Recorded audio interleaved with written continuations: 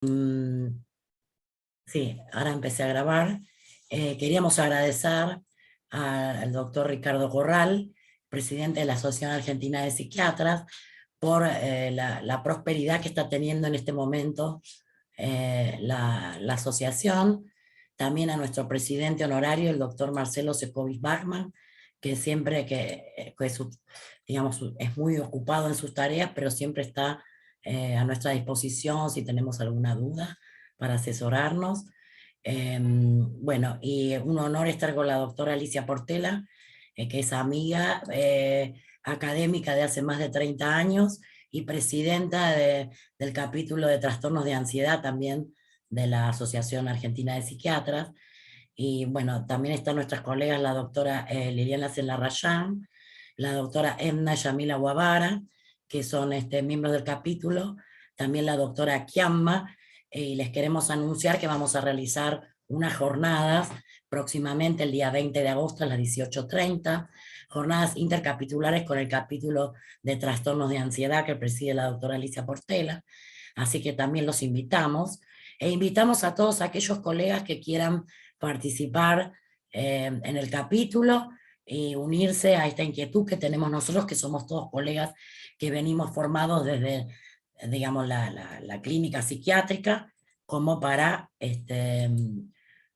digamos, realizar investigación, estudio y difusión de estos temas que resultan tan interesantes. Bueno, voy a comenzar con la presentación. Empezamos por el final, ahí está. Bueno, vamos a hablar sobre inteligencia artificial en psiquiatría, que es uno de los tópicos de nuestro capítulo. Nosotros sabemos que en la psiquiatría computacional, para decirlo así en líneas generales, la podemos subdividir en la Big Data o ciencia de datos o de grandes datos, en la psiquiatría digital que utiliza herramientas que son útiles para los médicos para diagnóstico, tratamiento y terapéutica, y la neurociencia computacional, que tiene que ver también con el estudio del cerebro desde el punto de vista matemático para hacer predicciones.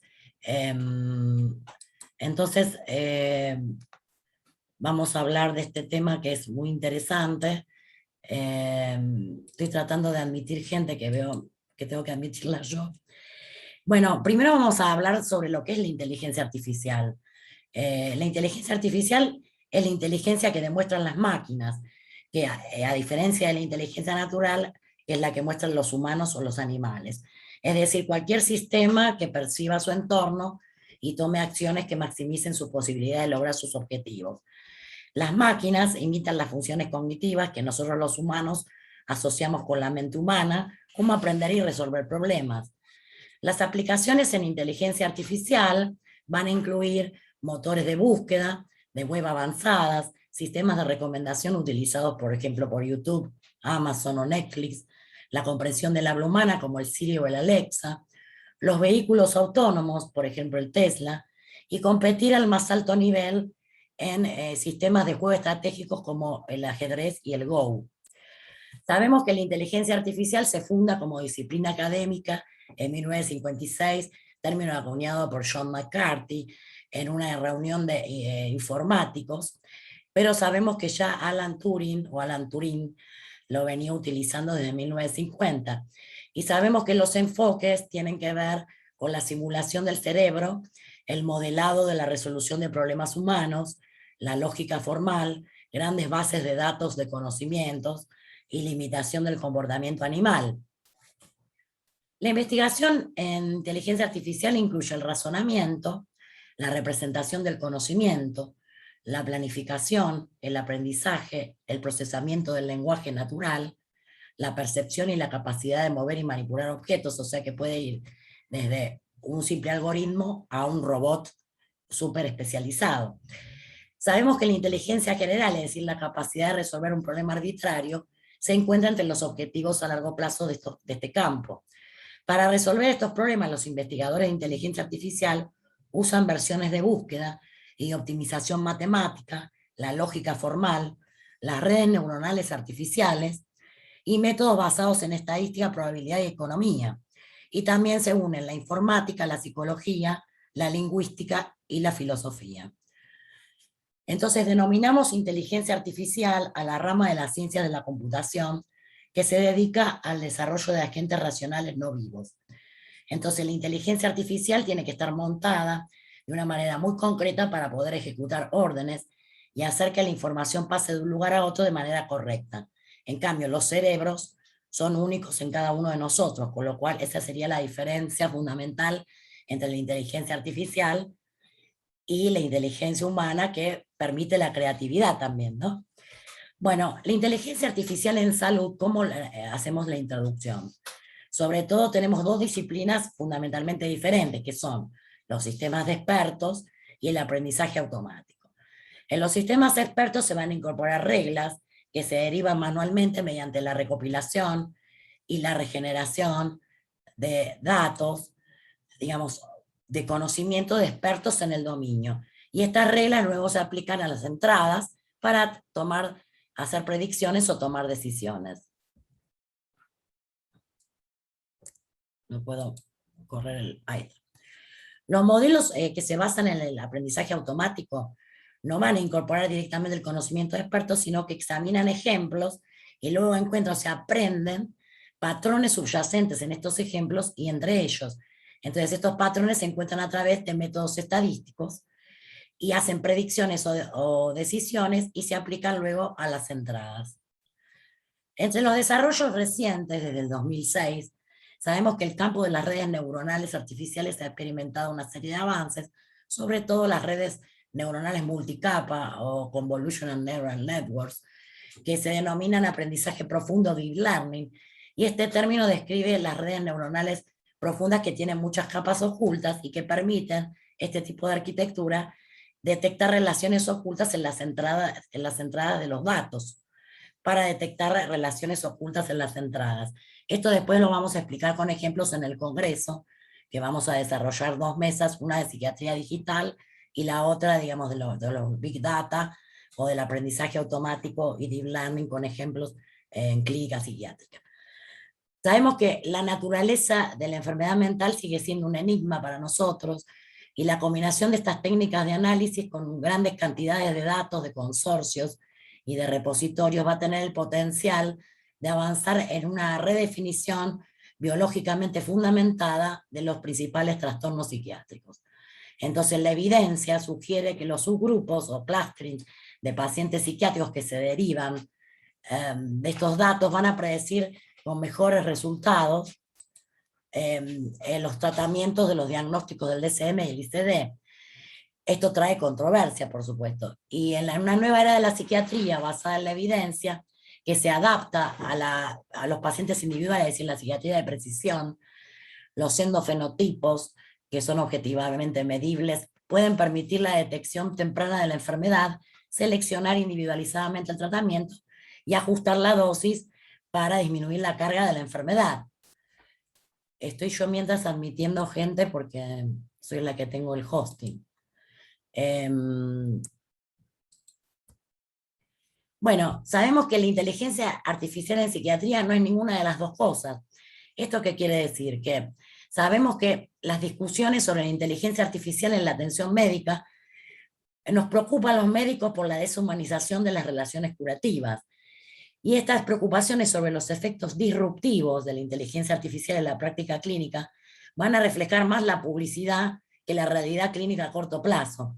Entonces, algunas aplicaciones sanitarias como de Big Data, o sea, de grandes cantidades de datos y el aprendizaje automático, van a representar algoritmos computarizados que procesan datos generados por máquinas para entregar diagnósticos o recomendar tratamientos automáticamente.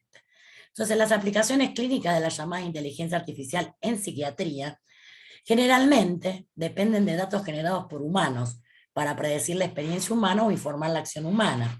Entonces, como ejemplo, podemos tener los registros clínicos para identificar a jóvenes de alto riesgo de trastorno psicótico de primera aparición, datos de evaluaciones clínicas previas al tratamiento para predecir la mejora posterior de pacientes con tratamientos específicos, por ejemplo, para la depresión, o datos de interacciones entre pacientes humanos y terapeutas humanos para seleccionar respuestas para programas de terapéutica automatizada. Entonces esto implica el uso de aprendizaje automático y de grandes bases de datos, de registros para desarrollar modelos de predicción o herramientas de apoyo a la toma de decisiones. Esto es como lo venimos repitiendo este concepto, ¿no? Tanto los datos de entrada como el resultado previsto van a reflejar la experiencia humana. Entonces, lo inteligente no es realmente artificial. Y a su vez, lo artificial no es realmente inteligente porque las herramientas de aprendizaje automático más antiguas se parecen a los modelos que estudiábamos nosotros de regresión en las clases de estadística. También sabemos que en la inteligencia artificial en salud mental hay sesgos de los modelos, sobre todo basados en el lenguaje. En lingüística computacional, el procesamiento del lenguaje natural es una técnica que se utiliza para construir modelos computacionales que interpretan datos crudos del lenguaje humano, y también el análisis de sentimientos, que es un subconjunto de la inteligencia artificial que va a medir, entender y responder a representaciones lingüísticas de las emociones humanas. Hace poco hubo un simposio organizado por nuestro presidente honorario, el doctor Marcelo Sefcovic, en INECO, donde hablaron científicos de Harvard sobre las experiencias que han tenido sobre el procesamiento del lenguaje natural, y ahí se han visto sesgos, sobre todo en el lenguaje por el idioma. Entonces, estos modelos de procesamiento del lenguaje natural se han utilizado para identificar la ideación suicida a partir de notas clínicas, predecir el riesgo de suicidio en línea, y también se han extraído de autorrevelaciones en Twitter, por ejemplo. Entonces, esto demuestra los sesgos con respecto a la religión, la raza, el género, la nacionalidad, la sexualidad y la edad. ¿Cuáles serían los avances recientes en la aplicación de modelos de codificación predictiva y de inferencia activa en la neurociencia clínica? Nosotros sabemos que se teoriza sobre que el cerebro es una máquina de predicción, en el sentido de que se predice activamente la información sensorial que recibirá si se elige uno u otro curso de acción. Esto sobre todo lo vemos en el fenómeno de interocepción.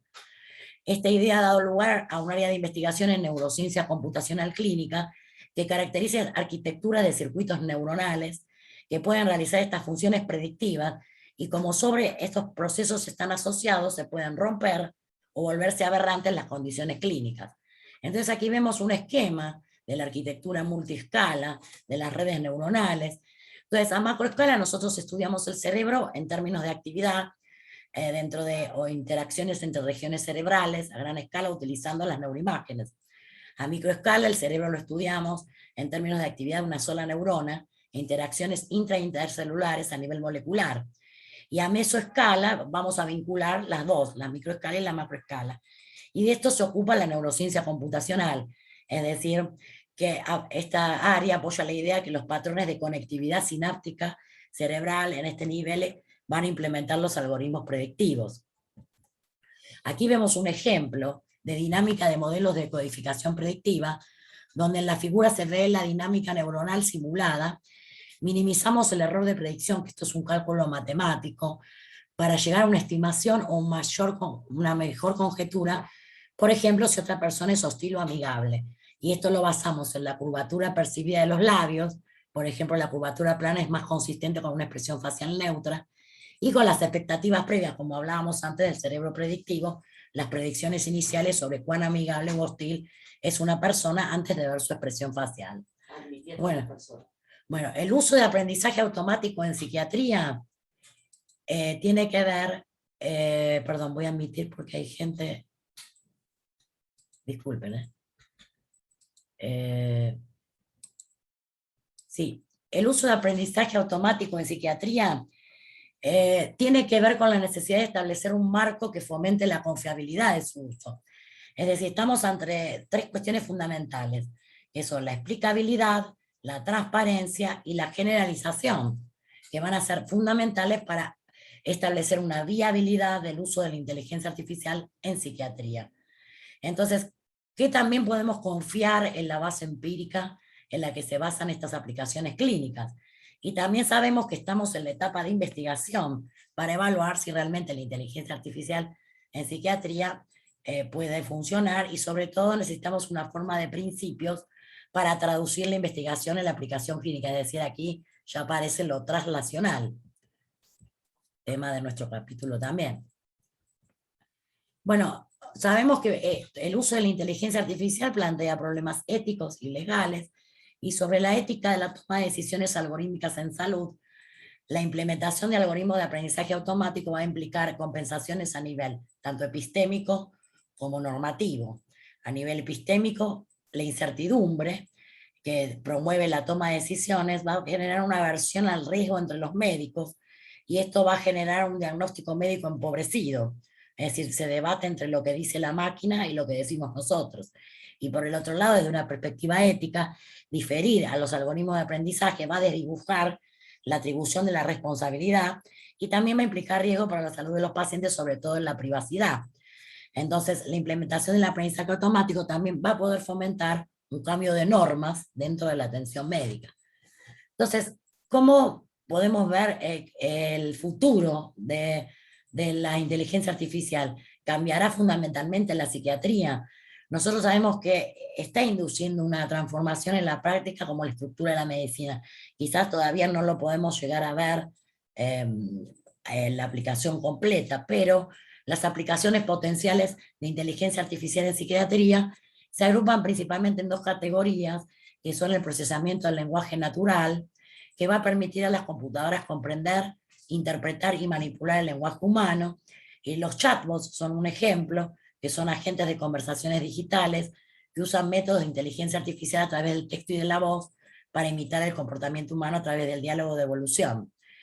Y a su vez la integración sería la segunda categoría de diversos marcadores, tanto clínicos, de imágenes, genéticos, en la clasificación de ciertos trastornos mentales. Entonces, ¿cuáles serían los desafíos para la disciplina? Sobre todo la actitud de nosotros, de los psiquiatras, hacia la inteligencia artificial, que podemos subestimar la velocidad del progreso y carecer de preparación, y también, bueno, la obsolescencia que carecemos todos, ¿no? Muchas veces.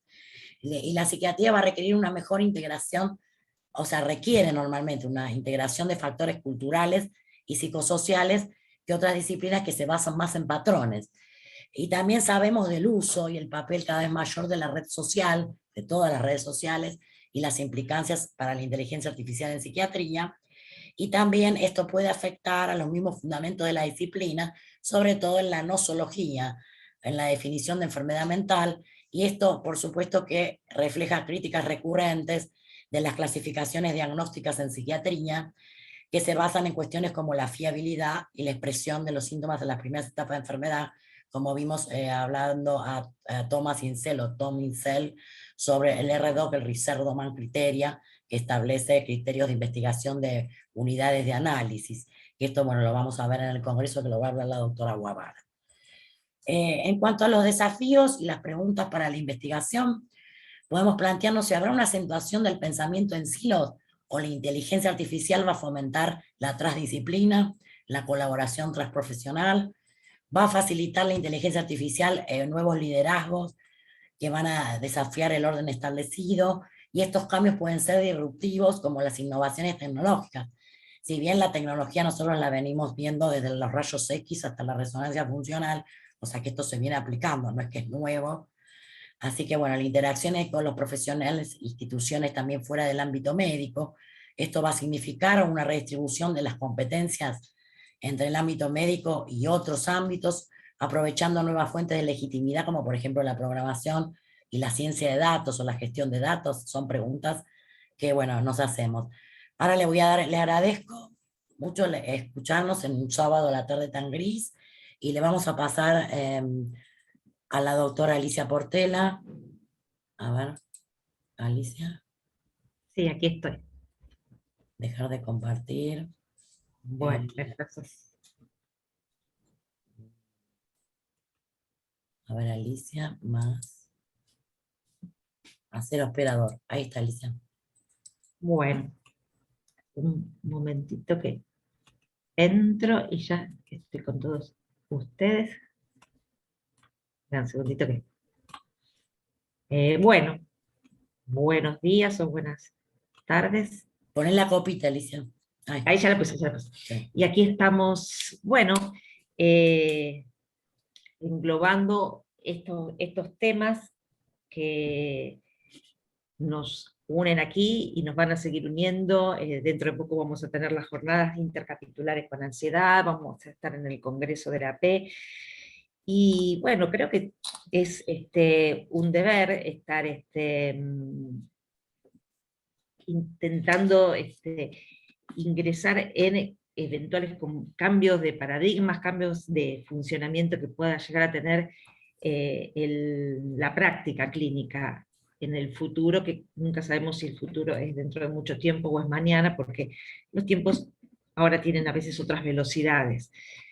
Bueno, la idea primero es reflexionar sobre la inspiración mutua e interacción mutua entre lo que son estas ciencias tecnológicas creadas por el hombre, a partir de un modelo que es el hombre. Y dentro de ese modelo, el hombre y su cerebro, y nosotros que tenemos una especialidad en la cual atendemos a seres humanos y profundizamos en este órgano tan fundamental como es el cerebro. Entonces nos encontramos en un tema que no es nuevo, como ven, hay una formalización de los conceptos de redes neurales ya, como una transferencia de bidirección entre neurociencia y tecnología, que se remonta, como ven, al año 1943, mucho antes de que se acuñara el término de inteligencia artificial. Posteriormente, seguramente deben recordar haber escuchado a Donald Hebb, quien presenta en este libro la organización del comportamiento y teorías del aprendizaje. Capaz que si nos remontamos muy atrás, incluso en nuestra carrera y en los posgrados, el concepto de que dos neuronas que están conectadas y su actividad está relacionada causalmente, refuerzan su conexión.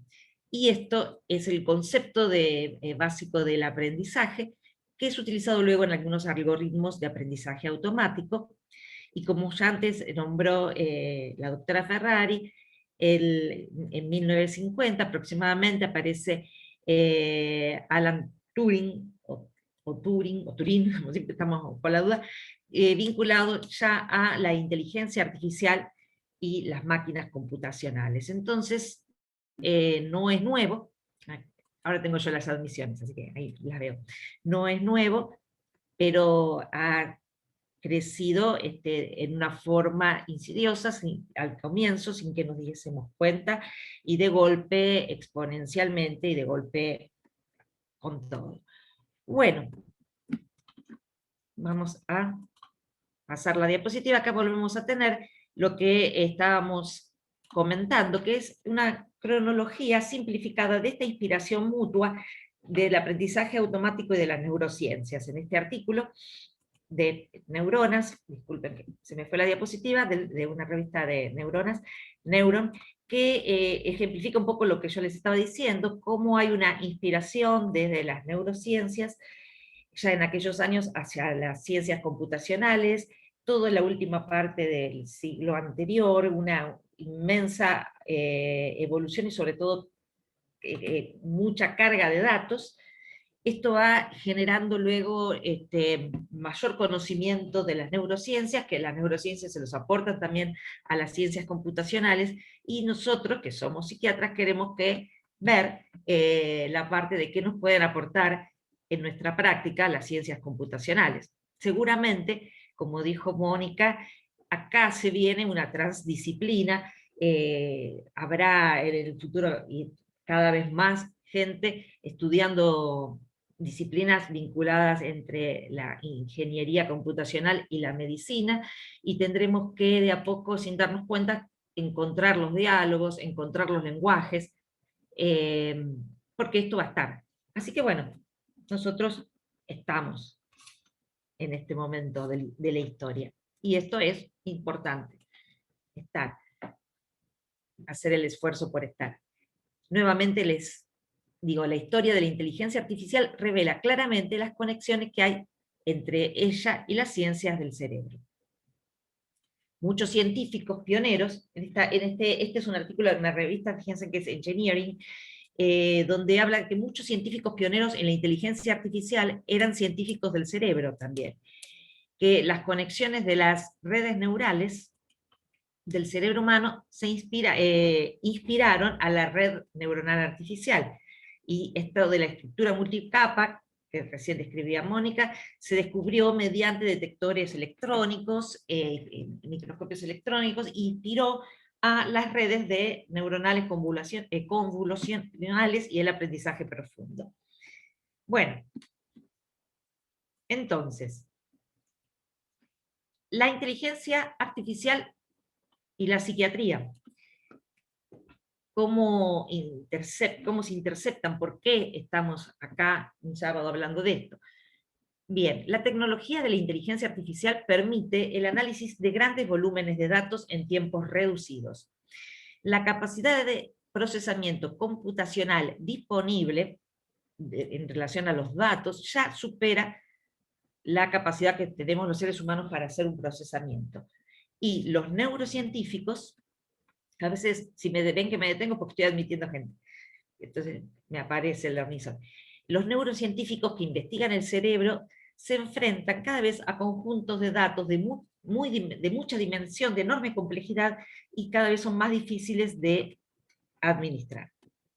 Bueno, entonces, cuando decimos inteligencia artificial y psiquiatría, y nos viene ¿para qué? Y nos vienen palabras como clasificar, como diagnosticar, como predicción, research, investigaciones, imágenes. Clasificar, y cuando decimos clasificar decimos, es una tarea trivial. Ustedes fíjense que cuando el ser humano tiene que hacer una clasificación, por ejemplo, como vemos de pájaros, tiene que ir desde un modelo, desde una dimensionalidad altísima. Fíjense que si hablamos en términos de píxeles, estamos hablando de 6, 7 dígitos, a una dimensionalidad muy pequeña, aparente, de 2 dígitos. Conoceremos 8, 9, 15 clases de pájaros, por ahí. Pasamos de una clase, tenemos que hacer un trabajo muy profundo, como es encontrar la estructura en un espacio muy grande de posibles instancias de datos. Solo para decir, es un búho, o ni siquiera es un búho, es un gato. Todo esto implica un trabajo que nos parece trivial y no es trivial, y es el que fue generando el modelo, por ejemplo, cuando hablamos de clasificar, de como ven la actividad del cerebro humano, de donde nosotros a partir de, voy a ir un poquito más rápido, a partir de nuestros conocimientos... 10 minutos, Alicia. Sí, estaba viendo eso. Bueno, voy a irme un poquito más rápido, pero lo que yo quiero llegar al concepto, vamos a llegar. El modelo humano de las redes neurales del sistema nervioso central le da un montón a la ciencia computacional. Bueno, ella nos va a tener que devolver ahora, estoy admitiendo gente también. Bueno, seguimos. Acá en esto les hablo de esta interacción, creamos la máquina, ¿qué nos va a dar la máquina a nosotros? Y graficando la inteligencia artificial es esta creación del hombre en base a sí mismo, parecida a sí mismo, que da estos dos componentes que tanto escuchamos nombrar como machine learning, que sería una rama de la inteligencia artificial que dota a la máquina de la capacidad de aprendizaje. Le presta algoritmos, va viendo, hay una entrada, una salida, se va equivocando, y llega un momento en que la máquina tiene una predicción muy alta, y entonces ha aprendido. Cuando hablamos de deep learning, ya el algoritmo tiene la capacidad de aprender. La capacidad de aprender. Bueno, esperen que acá tienen. Es un algoritmo que emula al aprendizaje humano. Y que como esto ya lo explicó muy bien Mónica, tiene múltiples capas y es una forma más avanzada. Acá tenemos un poquitito para ver de tratar de esto de clasificar. Fíjense que implicaría una entrada de elementos de alta dimensionalidad para que el machine learning o el aprendizaje automático nos lo reduzca, como vimos antes que era la clasificación, a clases, por ejemplo, pájaros, dígitos, una sinapsis, un potencial de acción. Y viceversa, al machine learning tendríamos modelos generativos que intentarían reproducir entonces, a partir de las clases, imágenes.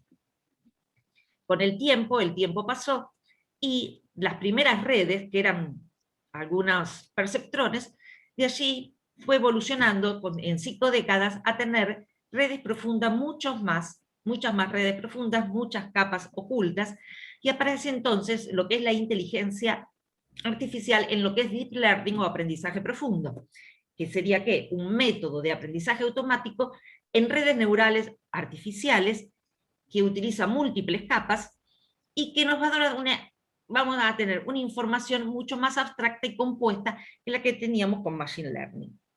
Bien, pero nosotros somos psiquiatras y nuestro material de estudio, nuestra práctica, está fundamentada en los trastornos psiquiátricos, que se caracterizan por ser variables multidimensionales que están determinadas desde los genes hasta el ambiente, variables sociales, culturales, experienciales. Entonces, la pregunta, y es la gran pregunta, ¿qué nos ofrece la psiquiatría computacional? Esto venimos hablando y vimos que hay muchas cosas que nos ofrecen, pero hay algunas que todavía es difícil terminar de comprender por toda la comunidad, para empezar a tener también el compromiso nuestro, ¿no? Que sería, yo creo que empezar a tener más en la Argentina registro de datos, historias clínicas digitalizadas, no solo en los hospitales, tal vez en los consultorios, como que hay un montón de cosas que tenemos que empezar a reflexionar, es un compromiso con el futuro de nuestra descendencia, ¿no? Que ahora ya tendríamos que estar haciendo, porque gracias a estos datos se pueden generar entonces predicciones a partir de datos de alta dimensión, agnósticos en el sentido de sin una causalidad, capaz que tenemos datos que nos dan precisión, diagnóstico, y no nos dan los mecanismos, pero también podemos generar a través de múltiples niveles de análisis hipótesis explicativas. Entonces vamos avanzando en la ciencia, y yo insisto, tal vez el concepto de todo esto, para mí, más significativo, es que nos pongamos a pensar si no deberíamos empezar a manejarnos diferente con los datos para las futuras generaciones, porque si no, siempre los datos van a ser de los países que están más avanzados. Y creo que es una reflexión bastante importante. Esto, como algo que nos sirve, ya lo sabemos, lo dijo hace un rato Mónica, todos sabemos hace años, utilizamos la resonancia magnética, la tomografía, el PET, y estos son dispositivos que requieren técnicas de información de inteligencia artificial tipo Machine Learning o Deep Learning, redes neurales, y esto nosotros lo usamos sin preguntarnos, y nadie va a dudar de la importancia que tiene en la práctica clínica. Antes yo les dije, cuando hablamos de inteligencia artificial nos viene a veces, bueno, clasificar, identificar, predecir. Fíjense conceptualmente el identificar, clasificar y subclasificar depresión y tipos de depresiones, fenotipos externos y también endofenotipos. Ello nos va a dar la posibilidad de tener herramientas de trabajo que le va a reducir el tiempo de tratamiento a los pacientes, porque vamos a tener predictores más precisos. Y si agrupamos síntomas, vamos a tener también la realidad de saber mejor cuál es el tratamiento más preciso para cada subtipo, o ya sea un endofenotipo o un subtipo del fenotipo de, por ejemplo, la depresión. No todas las depresiones son las mismas. Bueno, esto es clasificar. Vimos antes cómo clasificar un conjunto de pájaros o todos los pájaros que 3 hay. minutos que dice. ¿En 10? ¿Cuánto tengo? 3 minutos. Perfecto. Ya clasificar eso es complejo, imagínense el tema de datos para clasificar depresiones en subtipos de depresiones. E insisto, en estos 3 minutos, que a mí me interesa seguir charlando esto de empezar nosotros, los argentinos, empezar a digitalizar un poquito más, empezar a pensar más en el tema datos. Sé que tengo 3 minutos, entonces les voy a decir que hay componentes muy importantes que ya son precisos, los vamos a ir viendo, porque nosotros son muchas las personas del capítulo y se van a poder ir presentando en ansiedad, en psicosis, en distintos, ya sea diagnóstico, por ejemplo, a nivel diagnóstico, discriminación en esquizofrenia entre pacientes y controles, discriminación en TDAH, a partir de algunas medidas de mediciones de electroencefalografía que pueden generar algoritmos diagnósticos para terapéuticas El tema de la predicción del desarrollo de psicosis, ver endofenotipos en los familiares, por ejemplo, y poder hacer una prevención a tiempo, pero para todo esto nuevamente necesitamos datos, juntar datos y ya ponernos en campaña con una medicina pensada para las futuras generaciones. Y el tratamiento, bueno, acá habla de algunas formas de tratamiento en relación a psicoterapias vinculadas con alguna forma de asistencia por computadora, pero también lo que es el research, los ensayos clínicos van a tener una velocidad de salida mucho mayor a través de las herramientas computacionales y la traslación del conocimiento, que bueno, es parte también de lo que nosotros vemos en el capítulo, va a estar más acelerada para que podamos funcionar mejor nosotros, como y la inteligencia artificial nos ayude. Entonces son muchas palabras: predicción, clasificación, diagnóstico, marcadores, buenos tratamientos, precisión. Fíjense en todo lo que tenemos que empezar a pensar, y aquí pongo nuevamente una computadora, pienso en registros, a cargar registros y a armar registros y registro, porque es lo primero que nosotros tendríamos, me parece, que empezar a dejar a las personas que nos van a seguir, y que puedan tener los argentinos su propia base de datos, y que no nos quedemos dormidos. Creo que con no nos quedemos dormidos es lo último que les digo, y que les agradezco mucho, porque es un sábado y hasta ahora es difícil estar en una computadora, da ganas de otras cosas, pero yo les agradezco mucho y le doy la palabra a la presidenta del capítulo. Sí, nos Me queda un apuré un minuto. poquito, pero Claro, queda un minuto. sí, Bueno, está bien. están todas las integrantes del capítulo aquí: la doctora Guavara, Zambudio, la doctora Cela Rayán, bueno, la doctora Espósito, que no pudo estar hoy, la doctora Alicia Portel, la vicepresidenta, y yo, que los invitamos a las jornadas del 20 de agosto a las 18:30 y a las 2 mesas que vamos a presentar sobre grandes datos y psiquiatría digital en el próximo congreso de la Asociación Argentina de Psiquiatras. Y estamos invitando también a los colegas a participar del capítulo, aquellos que estén interesados en estos temas de estudio. Así que muchísimas gracias a todos por haber participado y nos volvemos a encontrar. Gracias. Muchas gracias a todos. Que tengan un hermoso fin de semana a todos.